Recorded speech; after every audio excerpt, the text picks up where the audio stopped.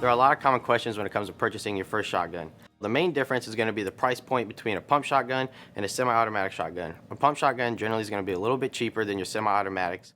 One tidbit, if you're planning on hunting waterfowl or pheasant in the rain and snow, I'd recommend a composite stock shotgun as it won't be as prone to swelling. But if you really like the look of a beautiful walnut stock, it's your decision. Another big difference is going to be between 20 and 12 gauge that a lot of people have questions on. So the 12 gauge is going to put a lot more pellets and a lot more knockdown power out into the air compared to a 20 gauge, which is going to have a lot less recoil and it's going to be a lot easier on people's shoulders. So whether you're looking at shooting clay pigeons, waterfowl hunting, turkey hunting, pheasant hunting, it comes down to what you're looking for.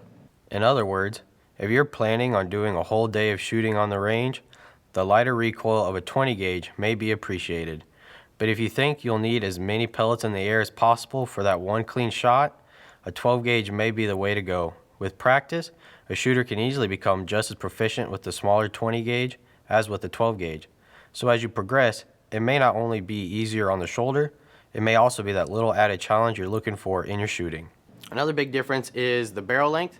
There are longer barrels like this seen here on this 12 gauge, but the longer barrels can add some extra weight compared to a shorter barrel like seen on this 20 gauge here, which will have a lot less weight walking through the timber and in the fields. Shorter statured shooters might look for a shorter barrel, as this allows one to hold the shotgun in one position for things like a slow-moving turkey or deer.